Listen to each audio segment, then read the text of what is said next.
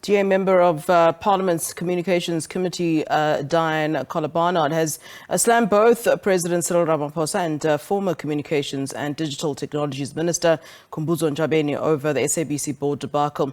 The move follows a media report that Ntshavheni questioned Phathiswa Magopeni's inclusion on the board, saying it went against corporate governance prescripts.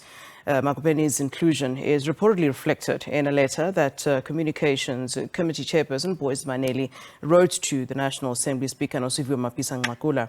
Maneli's letter also reportedly formed part of documents submitted by Ramaphosa in his answering affidavit to the Constitutional Court challenge by Media Monitoring Africa to force the President to appoint the board without delay. President Cyril Ramaphosa wrote to Parliament requesting that the matter of the appointment of the SABC Board be referred to the Portfolio Committee on Communications for urgent consideration.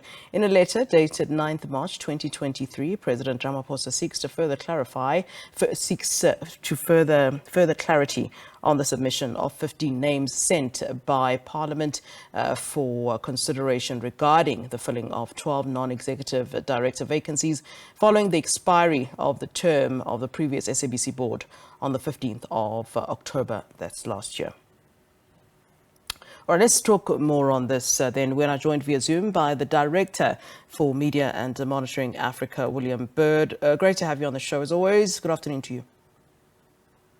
Good afternoon. Thanks for having me on the program. You're most welcome. Mr. Bird, where are we now? I mean, last we spoke, of course, you had been taking this matter to the Con Court. And just on the side of that, are you speaking as one, with one voice, with the DA who has, of course, through Dianne Kohler-Barnard, in fact, slammed President Cyril Ramaphosa as well as the former Communications and Digital Technologies Minister? Are you speaking there in one voice, in unison?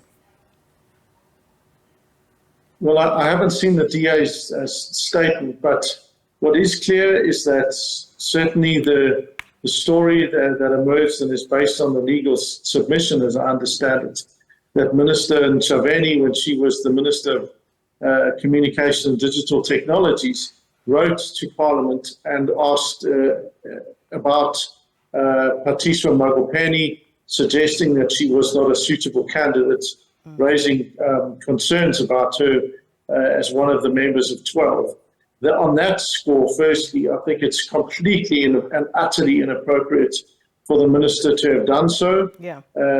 She did so well after the 12 names had been agreed, had been sent through. Mm-hmm. Had she raised concerns or had she wanted to raise concerns, why did she not do so in the public process that was there for all to see? Why did she not ask that her questions, if she had them, were not put to Ms. Magopeni when she was there for her interview? She didn't do that. Instead, she wrote to Parliament in January to ask and make these kinds of things. It's a clear effort at interference, clearly, significantly, despicably inappropriate, and I think she needs to be sanctioned for that behavior. On the matter of the court case, the issue there is simply this. The President is instructed by Parliament, and the law says the President must, on the advice of Parliament, appoint the board. He was given 12 names. He has still not appointed those 12 names. To that extent, our case is moving forward. We've received his papers. We reviewed them. We note that he agrees with us on many of the points. What we will be submitting this week will be our response, and part of that is to continue to reassert the critical importance of making sure that he acts immediately to appoint the board. We cannot understand why he's not yet done so. On Wednesday, it will be 5 months. 5 months. And it's a completely engineered crisis. Parliament, we know, did not act with any haste and all sorts of delays. And despite that, the presidency has continued to act and allow all sorts of unreasonable delays to occur, so that we're now sitting at 5 months of the SABC without a board. Yeah, you have condemned the former minister, Khumbudzo Ntshavheni's, what you're calling interference in the appointment of the board, and you're in fact calling for her to be sanctioned on that sort of behavior.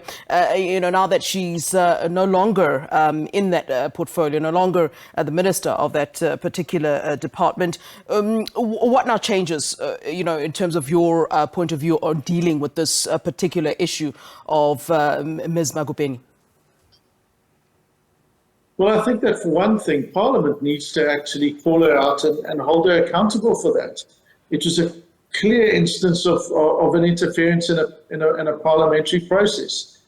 How can you justify, as the minister, writing well after the process has been done, well after the 12 names have been selected, and then writing and asking and expecting Parliament's going to do something? It's just, it's unfathomable that they could do that, and that Parliament, in fact, hasn't been the one to raise this. That Parliament, again, has not said, this is interference. Instead, we discover these things when the President responds to our papers. So I think Parliament does certainly have a lot to answer for. We would hope that on the basis of this, they are going to say, this is the action that we're going to take against it. It's that kind of behavior is just not appropriate. You can't say we're going to adhere to the law in these and these instances, but let it slide when they don't. And we would hope that the President would have to say to her in a new capacity, listen, that kind of behavior is, a direct effort to interfere with the parliamentary process is just not acceptable. Yeah,